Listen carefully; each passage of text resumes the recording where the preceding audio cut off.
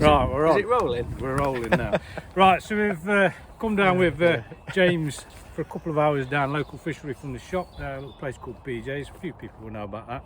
So just come to have a look at a few products and start building up a bit of a few bits on YouTube to hopefully me on these commercial things.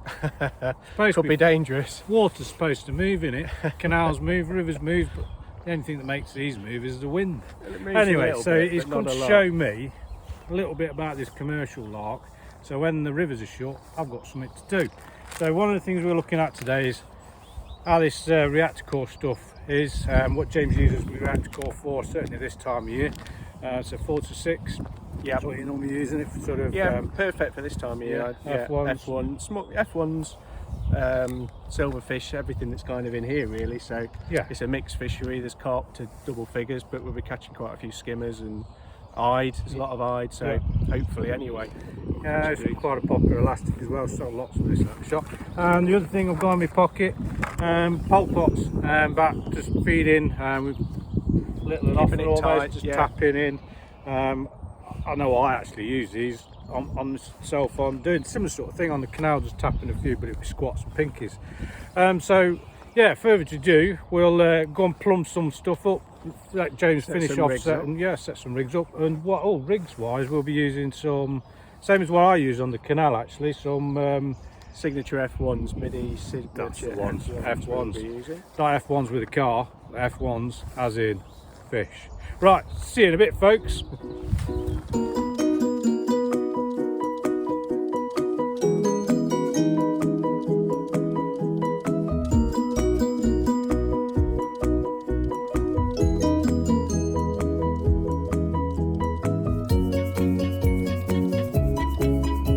Right, so we're obviously just about to start to get fishing, James. I'm going to start plumbing up over there. So if I try and zoom in on this as well, what are we actually looking for while we're Starting point on these type of snake lakes, like this is, canal style commercial lake, is I'll have a rig for down in the deepest water. Yeah, actually down the track, down the track as they call it, so I know then I've got the deepest part of the lake covered. Yeah. And another good place to start, or another line to have to kind of start working from, is kind of 3 foot. Yeah.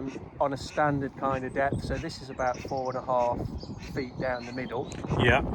So I'm thinking, well, 3 foot, if they're not down the middle, then 3 foot's a good place to kind of start to see if the fish want to feed in. Yeah. So just put this bit of tape on. So we put a bit of tape on the butt end of the pole, which if I can probably show what that, So if I put that in there, look. So that's bang on there. So I've got a post in the distance. Yeah, we've lined up with one of them posts over there. Tape on the pole, so I know that's right. Almost, yeah. And even if I go another bit further that way. Yeah, so you can push past. Yeah, that's come up. What now? That's come up another. It's come up almost the length of the float, isn't it? It's not a lot, is it? So it's not like really. It's going like. No, really, it's not really steep. Sharp. No. 18, so we're going to have an area maybe the size of the landing net. Yeah. To fish on. And then that so just keeps everything nailed in one area. And if you come back again, just double check, so make sure there's nothing like massively out of the ordinary. So then, James, we were just talking a minute ago about another question a lot of anglers ask and talk about is the length of lash they use between the top of the float and obviously the end of the pole. I know some of it is a little bit personal preference, but there's a reason to certain lengths and why you would have a lash. I mean, you're fishing fairly short, and we were just discussing that probably that lash now is probably a bit too short for the conditions. It's just on the short side at the minute when I'm pellet fishing, because you tend to be lifting into bites as opposed to striking perhaps like you would more in deeper. You tend to fish a shorter lash, but obviously it's got to be relative to conditions, because if the wind starts to pick up, which it is at the minute, the idea of this rig is that the float sits perfectly still over your bait. You're not letting it fall through the water, you don't want it moving. So if that length of line between your float and your tip is too short, and obviously every movement of your pole is going to move your float. Yes. So you need to make sure that that's you take that into account when you're fishing. And obviously, when you're fishing short on maggots or meat, you might have quite a short lash, because you're literally just going to lay the rig out, hold it back, and then it's those little indications you're just lifting into them.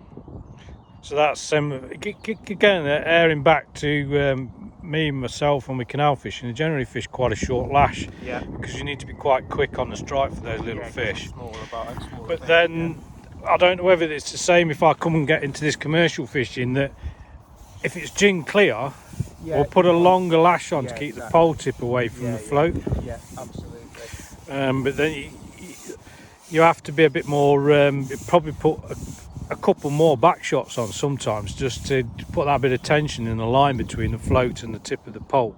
Yeah, and I think as well it's obviously relative to if you're fairly new to pole fishing and you're not used to holding kind of 11, 13 metres of pole, a longer lash will mean that your float is going to stay in the water. You're not going to be lifting it out of the water every 2 minutes if the pole's moving or wind or whatever.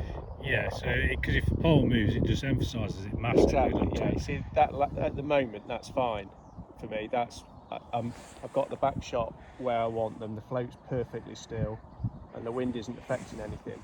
But if the wind got up to an extent that I was really struggling to hold the pole and it was affecting the presentation, then you'd want.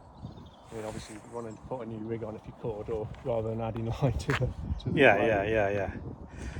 Yeah, so I know it's something. It took me a little while over the years of getting back into.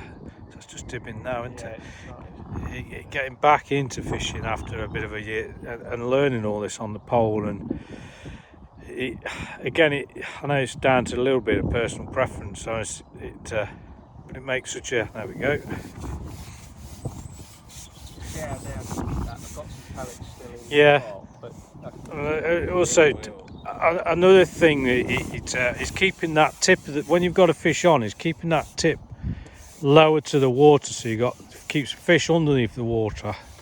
And I've seen it times where people have got the pole up in the air, and the harder you pull, the harder they pull back, and you can see that nice soft Reactor elastic working perfectly then, really, isn't it? yeah, and that's what it's there for, isn't it? It's just a shock absorber. Yeah.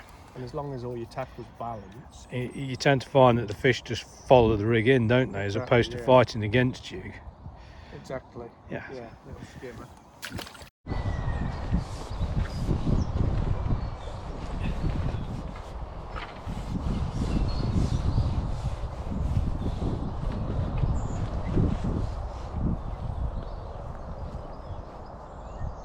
What do you reckon you've got on there then, Duck? I don't know. It's all been skimmers, and I had a couple of small carp, and then I don't know what this is, whether it's one of the bigger carp or. I mean, there is a chance. You don't want to come out. There is a chance it could be the sturgeon, but I'm not 100% sure yet. So that, so we're on the old. Just shows you that reactor core. That's the reactor core. Which remind me which reactor core? Well, it's the orange 4 to 6. So Yeah. So I mean, obviously classic 4 to 6. it's soaking up that nicely, though, isn't it? This time of year, it's absolutely brilliant. Yeah. And it's just anything from skimmers, small skimmers to carp. Oh. Wow.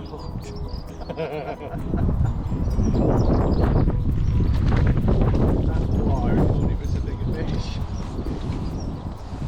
I think there's a few fish there now. Must be, yeah. Hooked it in its underbelly. Now, so if you're foul hooking fish, James, would you shallow up or would you feed less? What would you do? Yeah, I mean it's difficult because you're just tapping some micro pellets in at the minute. It's 3 foot deep, so there's a chance the fish want to be a bit shallower. But then that really, to be fair, that's the only one of foul hook, so it might have just come in to have a look at the pellets falling through the water, and I lifted the rig and I've just caught it as it's been coming into the peg. So for the moment, because it's the only one that I've fouled up, I'll just carry on at the minute. I mean, I could, if I feel like the fish are coming off the bottom, instead of just sprinkling pellets in, I could clump some pellets, use a bigger pot, or put a little ball in, or clump them together. So is me. So me looking at it as a bit of a novice to this commercial fishing, pond fishing. That's the way to go. It's probably your fault lifting up into the fish. Because the wind, to be fair, the wind just took the pole a little bit. It could have just been the fish was coming into the bag. But you would just caught it by mistake. I mean, you can't eliminate it 100%, obviously. But you would look at changing your feeding patterns slightly. Change your feeding patterns. So all we've done there is we've just tapped in a few micas there, haven't we, onto that far line. Just really sort of, it's February, in the middle end of February, so it's late winter, early spring, so you don't. Yeah, so we've had carp, and what have we had? Carp to kind of £4 today. We've had skimmers, literally like hand-sized skimmers. And the elastic's been perfect. Spot on for it. And if the elastic's too strong, you can't set. You end up bumping the hook out, don't you? You can't set. So when it comes in, it's. And again, that's what I've learned from my own sort of fishing as well. If the elastic's, it's get back, like you say, getting that balance into it. If it's too heavy, you end up just yanking the hook straight out. Exactly. You hear that a lot. Balance, don't you? A lot of people talking about balance tackle. That's what's so important. It's actually a little bit difficult here because we've got the fence behind us. Yeah. So the pole is actually a tad higher than what it should be. Yeah. So when I'm coming back, the pole's probably a little bit higher than I'd actually like it to be. Because obviously got to make the most. Well, mostly it's. I mean, I don't have the luxury of having. Half the fences behind me could be 6 foot high, and I'm shipping up the fence into someone's garden. A lot of it's ideal wheel, but you've got to try and, like anything, like you're talking about, sort of the lash length, the length of line between your float and your pole tip, and particularly if you're new to pole fishing or you don't do an awful lot of pole fishing, it's about making it as comfortable as possible, so that it's kind of smooth and easier, isn't it? Yeah, absolutely. So this just going back to this balance, James, on the elastic strength. So I see people come in and they say, "Oh, I'm losing fish," and this, that, and the other, and they go up to another size elastic, and they say, it's almost making the situation worse, isn't it? Yeah. The strong going stronger and stronger and stronger, and then they're coming and say, "I've got to tip off my pole." Exactly. And something's got to give, hasn't it? At the end of the day, it's all about having everything balanced. So your hook is important. Things like the hook size. It's no good having a great big hook and a tiny hook and very big heavy bait elastic, if you like. Yeah. Because you're just going to pull the hook out. It's going to. You can't get a grip. Yeah. So it's kind of finding what's right for the type of fishing that you're doing. I mean, obviously we're at BJ's today here. It's what you'd kind of call a mixed fishery, isn't it? So there's carp up to double figures, but you're also fishing for 3 and 4 ounce skimmers and anything that swims in effect. So it's finding that balance. Yeah, it like with anything. So obviously we've looked at the elastic a bit more in depth earlier and how you set it up, but it just proves the fact that we can catch even little fish. I mean, I've had those little roach and I've not bumped them out even on that elastic. It's just been just about right for everything, and certainly this time of year when the water's so cold. We're just coming into spring, and nice soft. It means you can get, if you do, because you never know what you're going to hook into. Sometimes you can hook into a brute and you're not actually fishing for them, but you're still going to get them out. You might be a little bit not under control, but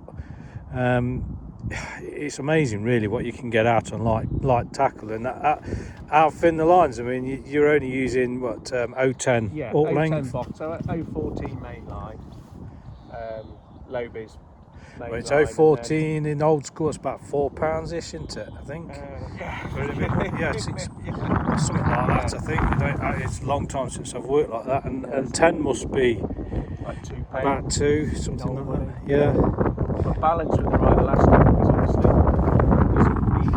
because you're using £2 line and a £2 fish is going to break it, or a £2 1 ounce fish is going to break it, because it's not a direct. No, well, it's not pulling directly, is it? Because you've got the elastic as a shock absorber. yeah. And obviously it's you know, if you were to lift the fish directly, which of course you wouldn't do, then yeah, it's going to break. But with everything in terms of the elastic and the cushioning that gives you, and obviously a landing net to get the fish out of the water, it sounds quite light. It's amazing. It is, yeah. You will get more bites, certainly in the winter.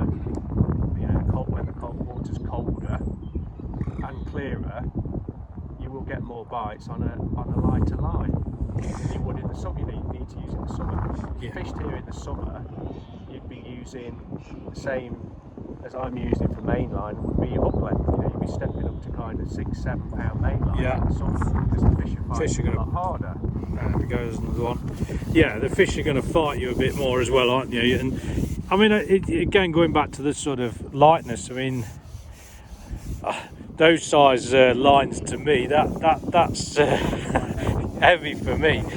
But going on my own fishing, I mean, I can go out on the river and I'm fishing. That could be that 010 could be my main line.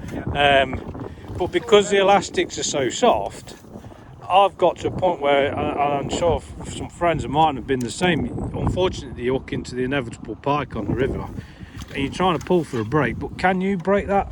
And we could be 0.08 hook length or 0.07, and it's like, I can't break it, and you're hoping that they actually cut through your line.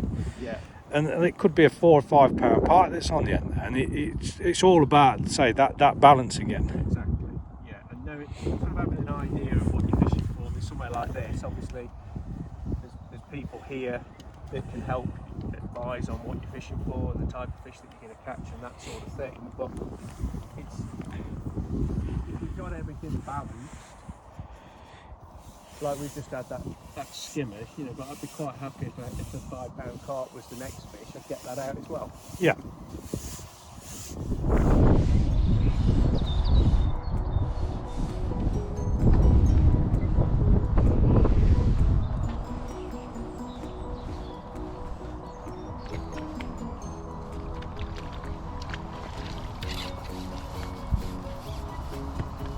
Carps. What we got there then? Hey? Carps.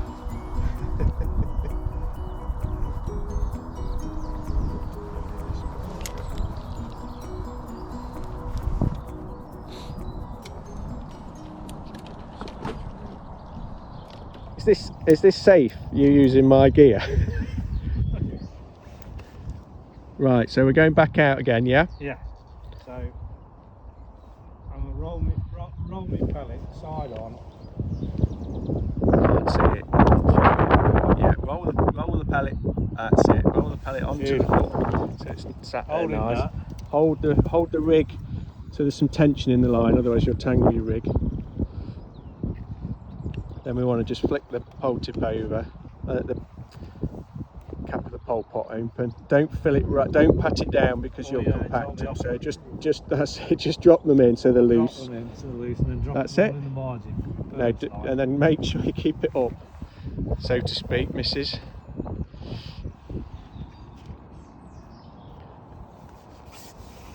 That's it.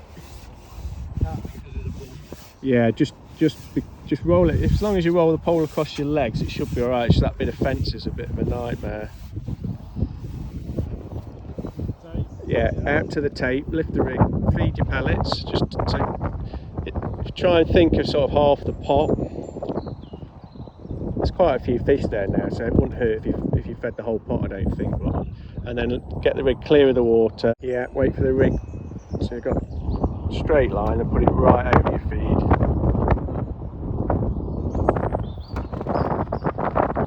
And then don't move the float.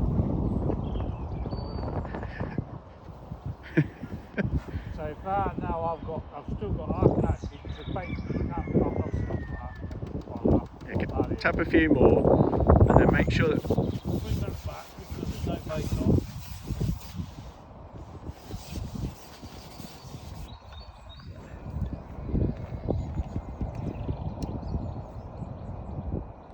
Can't we use some proper bait like Maggie? You can if you want. Or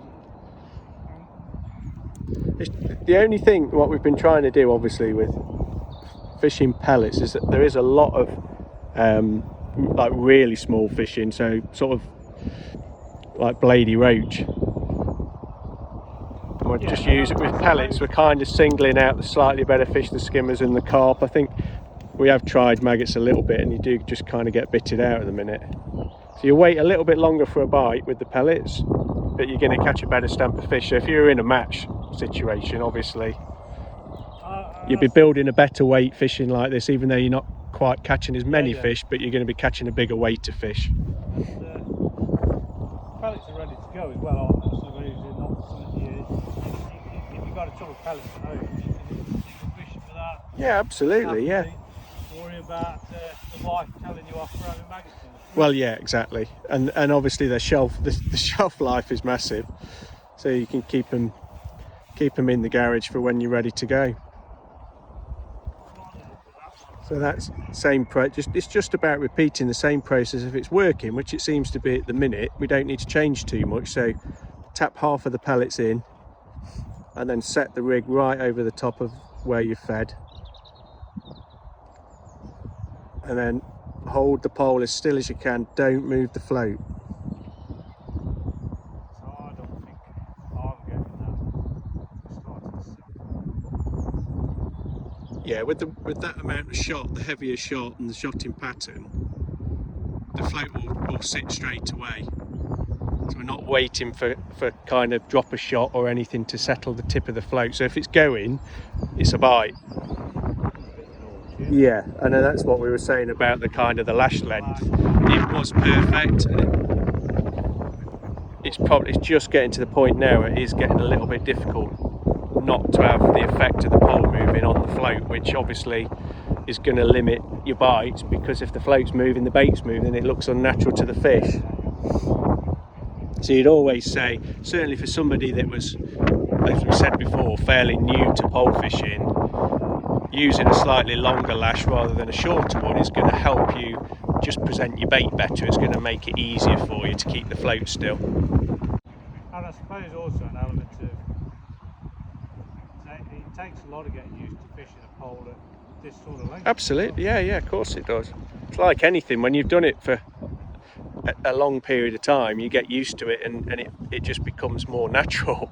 But when it's something new, it does take a bit of time to get used to, and it's about making it easier for you. So like we've said, with balance tackle, making sure that you've got the right elastic setup, which obviously, you know, like you guys can help with when they come into the tackle shop, advising them where they're going, what elastics are right for that venue, having your rig set up properly. I mean, we've got that float set very low in the water, which is got a flying skimmer. We've got the no, that'd be a bonus for you, wouldn't it?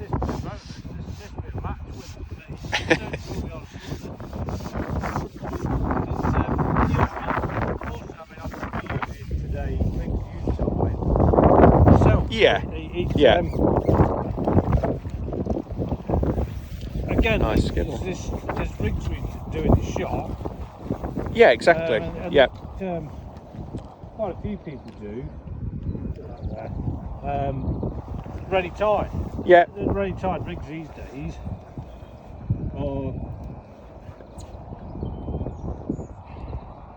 Yeah, they're really good. Really, really good. And then I've often said to people that. Yeah, good skimmer. Buy a ready tied rig and then copy it. Well, you can. Yeah, exactly. You can learn from that. But they're not just. I mean, they are. They're tied very well nowadays. Yeah. You know, I mean, we've at Media got a wealth of different rigs for different situations, and they are tied well. Yeah. And it's not. They've always been frowned upon, I think, in the past, or a lot of time for people that perhaps of a higher level of angling, you know, or that aren't necessarily newcomers, are sort of, oh yeah, not using a ready tied rig. Yeah, exactly. But if you're time poor, and you haven't got time to, I actually, sad as it is, I actually quite enjoy tying rigs. The prep side I don't mind, so I'm happy to make my own rigs, and I make them specifically for wherever it is I might be fishing. I quite enjoy it. I don't have a problem with it. But if you've got really busy lives, busy jobs, you're fishing, you've got a couple of hours, you can go and grab a rig off the shelf. I mean, what are they now, £4? Yeah, £3 or £4.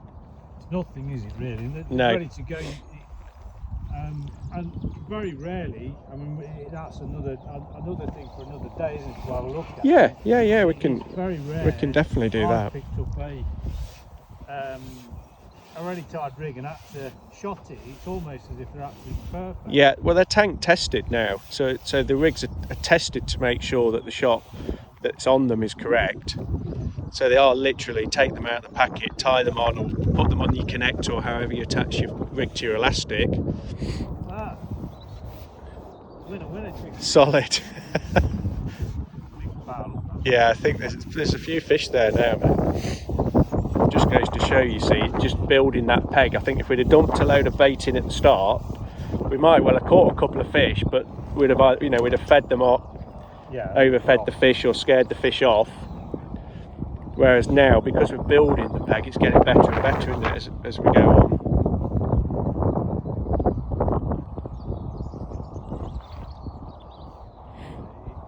But yeah, it depends what you want out of the sport, doesn't it? And if you want to go out for a few hours, catch a few fish, you can get yourself a rig off the shelf and a bit of bait, and away you go. And the other thing is, I mean, I'm just sat here now thinking, we've got 2 keep nets here, and we've got this, and we've got that, and I know we've come out with what you would normally use for fishing, but yeah, we don't need broad, we can yeah, and very obviously very limited. Yeah, I mean, that's the beauty of places like this. It's well stocked, it's clean, it's tidy. I love this place, and it's a fantastic fishery. And Brian, who owns the fishery, is always here. He looks after you. You can get drinks, alcohol there's beer in the fridge if you want it for after. There's a toilet, So if you're coming out for a day out, there's everything on these types of venues, these commercial fisheries. There's just everything there. It's brilliant. Yeah. I mean, I'd say a long time ago, my lads fished here as well, and swinging that, so it's laying on the edge of the shelf basically. I mean, you've probably got it is fairly flat. It does go up and down a little bit, but it's fairly flat. But to the left, it does start to shelf down a little bit. But because of the way you're putting the rig in, obviously, and that heavy shot down the bottom, you're just laying it in a straight line almost and keeping it still right over the bait. You're not laying it up the shelf or down the shelf as you might be on a. Another thing that we've probably got missing. I mean, it's a good place. I mean, you've set this up. Why have we chosen to fish where we've chosen? It's probably some of the questions we're going to get. I mean, I suppose that's a difficult thing, isn't it? And I know from my own fishing, it's a bit of watercraft, and we talk about why have we gone over to fishing this side? Why have we not come down and fished on this side? It's about finding where the fish are feeding, or where the fish want to be at the time of year that you're fishing the peg. I think that's the most important thing, isn't it? That's where and kind of where your watercraft comes from there. It's February, it's cold, the water's cold. I think it's about, I don't know what it is exact, I think it's about 7 degrees at the minute, the water temperature. So it's about 4.5 foot down the middle here, that sort of depth. And so you always find kind of late winter coming into spring, you hear people talking about that kind of 3 foot line. Yeah. And it just seems it's just a good place to start your session this time of year.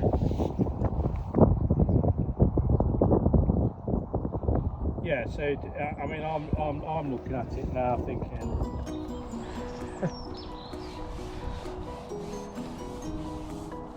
Last fish of the day. Catching for the camera. Whee!